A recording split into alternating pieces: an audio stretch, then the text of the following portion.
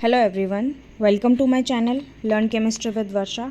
हम D block elements पढ़ रहे थे और डी ब्लॉक एलिमेंट्स के 2 लेक्चर हो गए थे। आज हमारा 3rd लेक्चर है।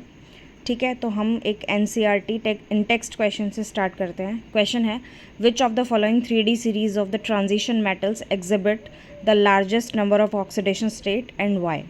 ठीक है, तो इसका आंसर क्या है? Manganese, because manganese have electronic configuration 3D5 and 4s2। ठीक है, the ability to lose or share all these 7 electrons, valence electrons, 2 from 4s and 5 from 3d allows manganese to form largest number of oxidation state। ठीक है, इसमें जो 7 electrons है इनमें जो energy gap होता है वो तो कम होता है। ठीक है, 3d और 4s में, तो ये सारे इलेक्ट्रॉन्स यूज़ करके और +7 ऑक्सीडेशन स्टेट तक दिखाता है मैंगनीज। ठीक है, नेक्स्ट फिजिकल प्रॉपर्टी है हमारी इलेक्ट्रोड पोटेंशियल्स। इससे पहले हम पढ़ चुके हैं मेटालिक कैरेक्टर, उसके बाद हमने पढ़ा था जनरल ट्रेंड्स पढ़े थे इसके, उसके बाद हमने डेंसिटी पढ़ी थी, डेंसिटी के बाद हमने आयोनाइजेशन पोटेंशियल पढ़ा था, उसके बाद वेरिएबल ऑक्सीडेशन स्टेट, और अब हम पढ़ रहे हैं इलेक्ट्रोड पोटेंशियल। ठीक है, तो हम इसमें क्या पढ़ते हैं? It is use to determine stability of a particular oxidation state in a solution. ठीक है, कोई भी हम जैसे सोल्यूशन लेते हैं, फॉर एग्जांपल हम water as a universal solvent लेते हैं, तो factors such as enthalpy of sublimation, enthalpy of hydration and ionisation potential are needed.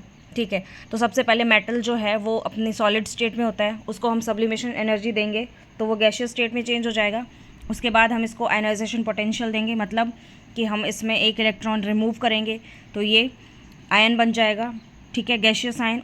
उसके बाद इसमें क्या होगा? हाइड्रेशन एनर्जी रिलीज़ होगी, जिसको सॉल्वेशन एनर्जी भी बोलते हैं। सॉल्वेशन एनर्जी सॉल्वेंट के लिए होती है, जिसमें हमने वाटर सॉल्वेंट लिया हुआ है, तो ये क्या हो जाएगी? Hydration energy. ठीक है, तो ओवरऑल जो डेल्टा एच है वो किस पे डिपेंड करेगा? इन सब का एडिशन कर देंगे हम। Delta H equals to delta H sublimation energy, that is sublimation energy क्या होती है? सॉलिड से जब गैशियस फॉर्म में हम मेटल को ले जाते हैं उसको बोलते हैं। आईपी क्या होता है? Ionization potential. ठीक है, that is the energy required to remove an electron from the valence electrons of an isolated gaseous atom। ठीक है, नेक्स्ट है delta H, that is solvation energy. यहाँ पे सॉल्वेंट जो सॉल्वेंट है वो क्या यूज़ हो रहा है? वाटर, तो यहाँ पे क्या हो जाएगी? Hydration energy. ठीक है, तो इनका जो पूरा नेट इफेक्ट है, इन सब का जो एडिशन आएगा, नेट इफेक्ट जो आएगा वो क्या आएगा? Delta H. ठीक है, अब नेक्स्ट है इसमें मस्ट रिटेन वाली जो चीज़ है, ये इस एग्ज़ाम में आ सकती है। इसमें क्या है? ई नॉट क्रोमियम +3 से +2 में जाता है, मतलब ये क्या है? रिडक्शन पोटेंशियल, वो तो क्या होगा? नेगेटिव, और ऑक्सीडेशन पोटेंशियल क्या होगा? पॉजिटिव। ठीक है, तो इसमें क्या है? It means chromium +2 acts as reducing agent because chromium +3 has T2G half filled stable electronic configuration. ठीक है, इसमें क्रोमियम +2 से +3 की तरफ जाना इसलिए पसंद करेगा क्योंकि इसको T2G half filled electronic configuration मिल रही है। ठीक है, नेक्स्ट है reduction potential of manganese is positive and oxidation potential is negative. मतलब पॉजिटिव का मतलब क्या है? कि ये फेवरेबल प्रोसेस है, और नेगेटिव जो है वो है non favourable process. It means manganese +3 acts as oxidising agent. ठीक है, खुद रिड्यूस होना पसंद करेगा ताकि इसको half filled D5 electronic configuration मिल जाए। ठीक है, नेक्स्ट ये मैंने रिडक्शन पोटेंशियल लिखे हुए हैं। ठीक है, इसमें +2 से न्यूट्रल में जा रहा है और एक +3 से +2 में जा रहा है। इसमें जो 3D सीरीज़ है इसमें सिर्फ कॉपर ही है जिसका रिडक्शन पोटेंशियल क्या है? Positive, that is 0.34 +0.34। ठीक है, बाकी सबका नेगेटिव है। वो इसलिए है क्योंकि बाकी सब नॉन फेवरेबल प्रोसेस है, और ये वाला जो है कॉपर जो है वो +2 से न्यूट्रल में जो जा रहा है ये क्या है? फेवरेबल प्रोसेस है। ठीक है, बाकी दूसरे वाले भी सारे नेगेटिव है। ठीक है, और मैं एक बार इसका मीनिंग बता देती हूँ। If standard oxidation potential is positive then oxidation is favourable. ठीक है, जो मेटल है उसका ऑक्सीडेशन फेवरेबल है। ठीक है, if standard reduction potential is positive then reduction is favourable. ठीक है, अब एनसीईआरटी का इन टेक्स्ट क्वेश्चन है, the E not that is +2 से न्यूट्रल वाला value for copper is positive, that is +0.34, और इसका रीज़न क्या है? मतलब अकॉर्डिंग टू द जो इलेक्ट्रॉनिक कॉन्फिग्रेशन है उसके अकॉर्डिंग तो ऐसा लगता है ना कि प्लस जो है वो ज़्यादा फेवरेबल होना चाहिए क्योंकि वो D10 electronic configuration fully filled दिखा रहा है। लेकिन इसमें क्या होता है? इसमें सबसे पहले जो कॉपर सॉलिड है वो सब्लिमेशन एनर्जी लेके गैशियस फॉर्म में चला जाएगा। इसके बाद हम इसमें IP1 अप्लाई करेंगे, आयोनाइजेशन पोटेंशियल 1, जिसे कॉपर प्लस में जाएगा। उसके बाद कॉपर +2 में जाएगा, IP2 अप्लाई करेंगे। ठीक है, तो इसमें क्या है? IP2 ज़्यादा अप्लाई करनी पड़ रही है वैसे तो, लेकिन जब इसकी हाइड्रेशन, जब इसको हम सॉल्वेंट में डालते हैं, जैसे वाटर है, तो उसमें हाइड्रेशन एनर्जी जो है वो मोर नेगेटिव है, मतलब ज़्यादा रिलीज़ होती है, तो ये एक्वस में जाके ज़्यादा स्टेबल हो जाता है +2।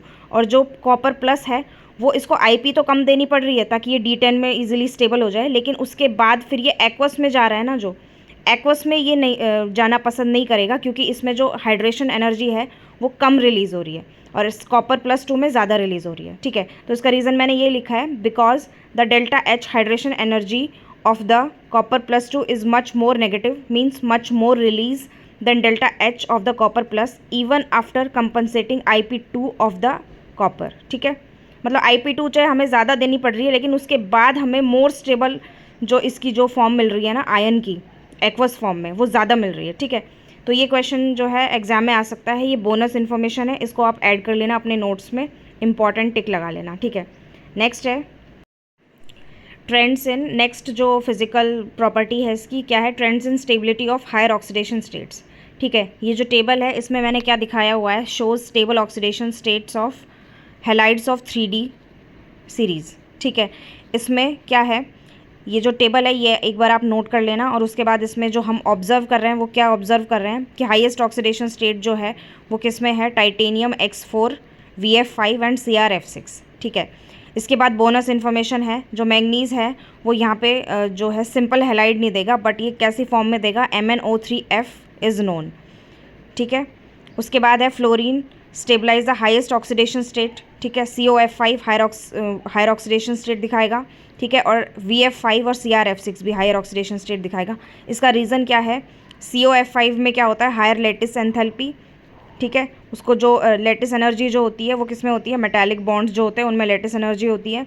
उसके बाद VF5 और CrF6 हायर बॉन्ड एंथैल्पी, मतलब बॉन्ड एंथैल्पी क्या है, बॉन्ड डिसोसिएशन एनर्जी बोल सकते हैं हम इसको, बॉन्ड को तोड़ने के लिए इसमें ज़्यादा एनर्जी लगती है, तो ये इसलिए ज़्यादा स्टेबल होता है। ठीक है, उसके बाद है fluorine unstable in its low oxidation state, example V forms only VX2।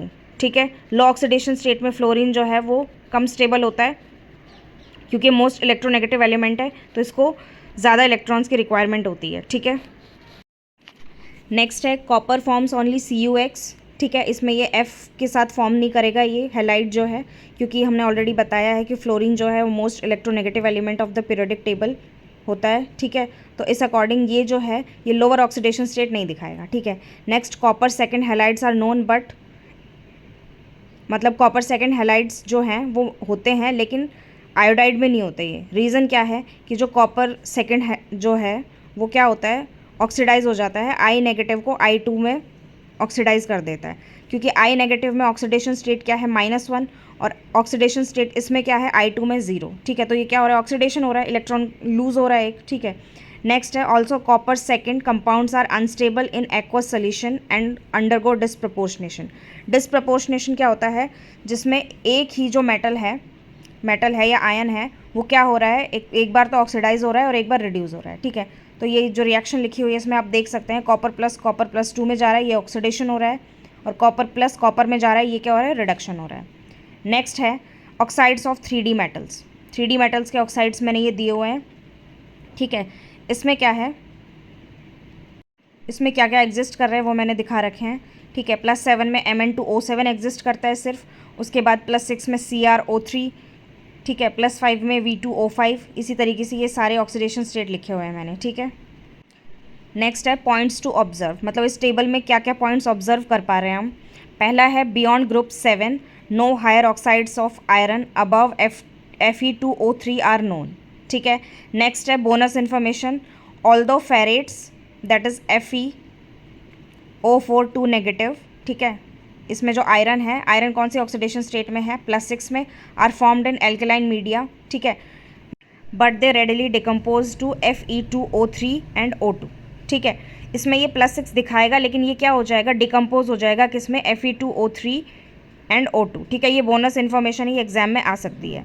Next point क्या ऑब्जर्व कर रहे हैं हम, besides oxides oxocations stabilise V+5 as VO2 positive, V+6 as VO2 positive. ये रोमन न्यूमरल्स में जो मैंने दिखा रखा है ये ऑक्सीडेशन स्टेट दिखा रखी है। ठीक है, उसके बाद है titanium +4 as TiO2 positive.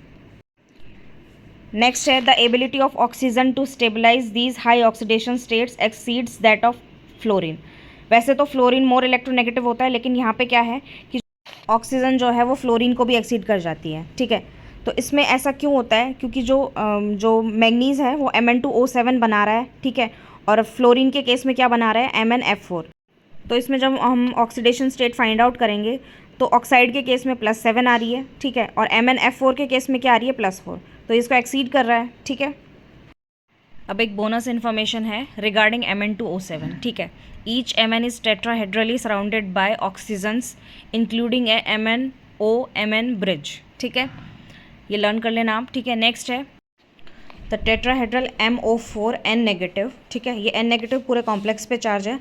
Ions are known for, इसमें जो M है वो क्या है, जो इसमें ऑक्सीडेशन स्टेट जो है वो वैनेडियम की 5 में एग्जिस्ट करती है, क्रोमियम की 6 में एग्जिस्ट करती है, मैंगनीज़ की 5 में एग्जिस्ट करती है, 6 में एग्जिस्ट करती है और 7 में एग्जिस्ट करती है, ठीक है। अब नेक्स्ट NCERT का इन-टेक्स्ट क्वेश्चन है, क्या है, how would you account for the increasing oxidising power in the series VO2 positive, Cr2O7 2 negative, MnO4 negative, ठीक है। इसमें ऑक्सीडेशन स्टेट निकाल रहे हैं हम, जब फाइंड आउट कर रहे हैं तो क्या हो रहा है, ऑक्सीडेशन स्टेट इंक्रीज़ हो रही है। अब ऑक्सीडेशन स्टेट अगर इंक्रीज़ हो रही है तो इसकी क्या होगी, इलेक्ट्रोनेगेटिविटी बढ़ रही है। इलेक्ट्रोनेगेटिविटी ज़्यादा होगी तो ऑक्सीडाइजिंग पावर भी ज़्यादा होगी, मतलब दूसरे को ऑक्सीडाइज करेगा और खुद रिड्यूस होगा, ठीक है। नेक्स्ट क्वेश्चन है how would you account for the irregular variation of ionisation enthalpies of first and second, ठीक है, in the first series of transition elements. इसका सॉल्यूशन क्या है, presence of partially filled d orbitals and the varying shielding effects of d electrons lead to irregular trend, ठीक है। For example D5 एंड D10 require more energy for ionisation, ठीक है। ऐसा क्यों होता है, इनको ज़्यादा एनर्जी की रिक्वायरमेंट क्यों होती है, मतलब आयोनाइजेशन पोटेंशियल जो फर्स्ट है इनका IP फर्स्ट हाई इसलिए होता है क्योंकि इसमें क्या है कि स्टेबल इलेक्ट्रॉनिक कॉन्फ़िगरेशन होती है, ये हाफ फिल्ड होती है, D5 और D10 जो है वो फुली फिल्ड होती है, ठीक है। नेक्स्ट है फॉर एग्जांपल, जैसे अगर एग्जांपल लेते हैं तो क्रोमियम का जो फर्स्ट IP है वो लो होता है क्योंकि इसकी इलेक्ट्रॉनिक कॉन्फ़िगरेशन क्या होती है, D5S1, ठीक है, तो ये एक इलेक्ट्रॉन ईजिली लूज़ कर देगा, ठीक है। On the other hand zinc has exceptionally highest first IP because electron is removed from stable fully filled electronic configuration that is D10 and S2, ठीक है। second IPs are higher than first because it is difficult to remove an electron when an electron has already been taken out, ठीक है। मतलब second IP है ना वो हर element की high होगी और थर्ड उससे हाई होगी, मतलब जो कॉन्जिक्यूटिव आयोनाइजेशन पोटेंशियल जो है वो इंक्रीज़ ही होगा, IP1 से ज़्यादा IP2, IP2 से ज़्यादा IP3, उससे ज़्यादा IP4, ठीक है। ये तो फैक्ट है इसका, ठीक है। उसके बाद बोनस इन्फॉर्मेशन क्या है, chromium and copper have high second IP because electron is remove from the stable that is D5 and copper plus जो है वो D10 से इलेक्ट्रॉन रिमूव हो रहा है तो सेकेंड IP इसकी हाई होगी, ठीक है। लेकिन जो मैंने पीछे बताया था उसमें क्या होगा कि कॉपर +2 जो है वो एक्वस फॉर्म में ज़्यादा स्टेबल होगा क्योंकि उसमें हाइड्रेशन एनर्जी ज़्यादा रिलीज होगी, ठीक है। तो okay, this is all about this lecture, I will see you in the next video. Okay, thank you, keep watching and keep learning.